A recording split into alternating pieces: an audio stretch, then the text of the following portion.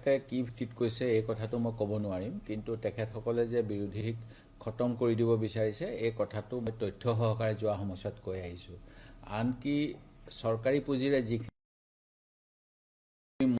মোহৰ লগাবলৈ তেওঁলোকে চৰকাৰীভাৱে ষড়যন্ত্ৰ আৰু অপচেষ্টা চলাই থাকে। মোৰ সমষ্টিত মই এখন চিকিৎসালয়ৰ পৰিচালনা সমিতিৰ সভাপতি। মোৰ অজ্ঞাতে পবিত্ৰ মাৰ্ঘেৰিটা ডাঙৰীয়াই তাত কিবা বিল্ডিং উন্মোচন কৰিবলৈ যাবলৈ বিচাৰিছে, যিটো মই বাধা দিছোঁ।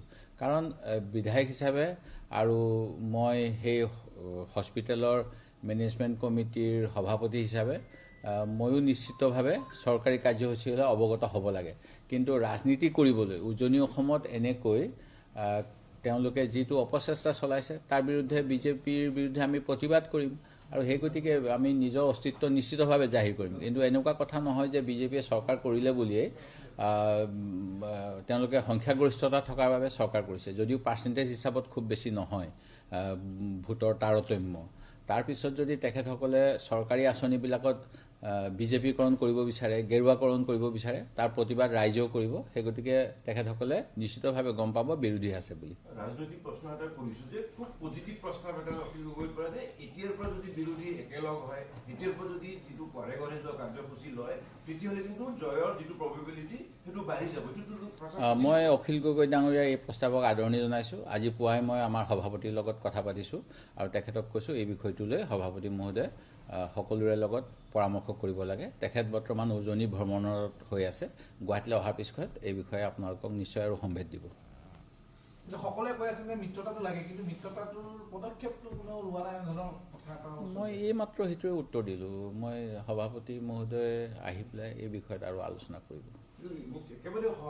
খুব ভাল কথা, একদম ঠিক কথা কৈছে আপুনি। ভোট বিভাজন এনেকৈ হয় আৰু কেতিয়াবা শেষ মুহূৰ্তত কোনোবাই আঁতৰি দিয়ে, তেনেকুৱাও হয়। সেই গতিকে গোটেই কথাখিনি ভালকৈ আপোনালোকে বিচৰা নিচিনাকৈ কপকপীয়া কৰা হ'ব। আৰু দেখা যাচ্ছে যে সাংসদ গৌৰৱ গগৈৰ পত্নী আজিও চাওক, এইবিলাক কথা মই খুব বেছিকৈ যোৱা নাই, কিন্তু আমাৰ যিজন বৈদেশিক মন্ত্ৰী তেখেতৰ পত্নীও ভাৰতীয় নহয়। এতিয়া বোধ কৰোঁ পাছপৰ্ট বা চাৰেণ্ডাৰ কৰিছে নেকি। সেই গতিকে কথাখিনি চাই পেলাই মই ডিটেইলছ অলপ পিছতে ক'ব পাৰিম। জয়শংকৰ ডাঙৰীয়াৰ পত্নীও কিন্তু বিদেশী হয়, যিজনে বৈদেশিক নীতি নিৰ্ধাৰণ কৰে।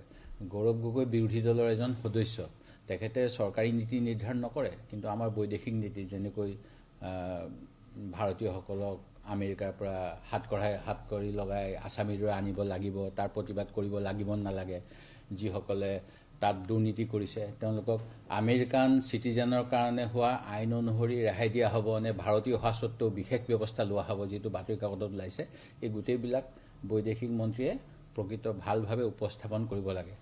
জয়শংকৰ ডাঙৰীয়াই সেইখিনি উপস্থাপন কৰিব পাৰিছেনে নাই সেই কথাখিনিও নিশ্চয় আমি চিন্তা কৰিম আৰু মন্তব্য দিম।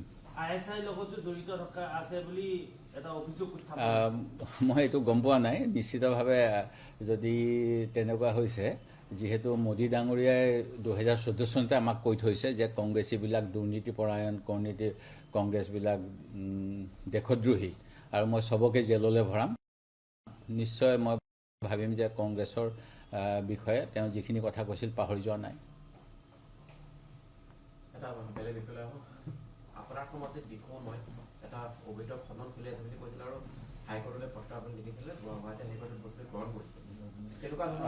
প্ৰকৃততে অবৈধ খনন সম্পৰ্কে গুৱাহাটী উচ্চ ন্যায়ালয়ত 2018 চনতে গোচৰ দিয়া হৈছিল, আৰু এই গোচৰৰ পৰৱৰ্তী সময়ত হাইকোৰ্টৰ নিৰ্দেশাৱলী অৱমাননা কৰাৰ বাবে কণ্টেম্প্ট কেছ এটা হৈছিল, আৰু এই সময়ত কোৱা হৈছিল যে তাত দিখৌ নদীৰ যাতে যিটো প্ৰবাহ, এই প্ৰবাহৰ বাধা নোহোৱাকৈ তাত খনন কৰিব পাৰিব। কিন্তু নৈখনৰ যিবিলাক পাৰত খনন কৰিলে খহনীয়া হৈ কাষত থকা সাধাৰণ ৰাইজৰ ঘৰ বাৰী বা মাটি বাৰী নৈ বুকুত জাহ যোৱাৰ সম্ভাৱনা আছে। তেনেধৰণৰ এখন প্ৰতিবেদন 2022 চনত স্থানীয় জলসম্পদ বিভাগৰ ফালৰ পৰা অসম চৰকাৰলৈ পঠোৱা হৈছিল। তাৰ পিছতো অবৈধ খনন চলি থকাৰ বাবে মই এখন পত্ৰ লিখি কথাখিনি জনাইছিলোঁ আৰু হাইকোৰ্টে লৈছে বুলি শুনিছোঁ আগন্তুক সময়ত গম পাম কি হয় মুখ্যমন্ত্ৰীৰ টুইট এটা দেখা পালো এতিয়াও চলি আছে। মুখ্যমন্ত্ৰীয়ে কৈছে যে IFS এতিয়াও চলি আছে এতিয়াও চলি আছে হয় আজি মই এই কেইদিনমান আগত যাওঁতে মই নিজে প্ৰত্যক্ষ কৰিছোঁ বোধ কৰোঁ এই মাহৰ 4 তাৰিখ মানে নেকি কিন্তু একশন লোৱা ডিচি ফালৰ পৰা একশন লোৱা নাই কোনেও একো ব্যৱস্থা লোৱা নাই তাত প্ৰকৃততে তলৰ পৰা ওপৰলৈকে বুলি কয় তেওঁলোকে সকলোৱে তাত মিলি আছে মই ডিচিৰ কথাটো নকওঁৱে বাৰু কিজানি গুৱাহাটীৰ সচিবালয়তে কোনোবা মিলি আছে এনেকুৱাই বিশ্বাস হয় মুখ্যমন্ত্ৰীৰ টুইট দিছে নেকি মুখ্যমন্ত্ৰীয়ে কৈছে যে IFS বিষয়াসকলে যদি বিয়া পাতিব লাগে 6 মাহৰ ভিতৰত নাগৰিকত্ব লাভ কৰিব লাগিব পত্নীয়ে গতিকে অসম সাংসদৰ ক্ষেত্ৰত 12 বছৰ কাল নোলোৱাকৈ প্ৰশ্ন উত্থাপন কৰিছে মুখ্যমন্ত্ৰীয়ে ঠিক প্ৰশ্ন উত্থাপন কৰিছে কিজানি কিন্তু ঘটনাটো হ'ল যিটো IFS বিষয়াৰ কথা ক'লে মই যিটো কথা কৈছোঁ জয়শংকৰ ডাঙৰীয়াৰ পত্নীও বোধ কৰোঁ বিদেশী নাগৰিক তেখেতেও বহুদিনলৈকে চাৰেণ্ডাৰ কৰা নাছিল 6 মাহৰ কথা বাদেই দিয়ক 6 বছৰ মানলৈকে কি জানে সেই গতিকে কথাখিনি চাই পেলাই আপোনাক উত্তৰ দি দিম টুইটটো চাবই পোৱা নাই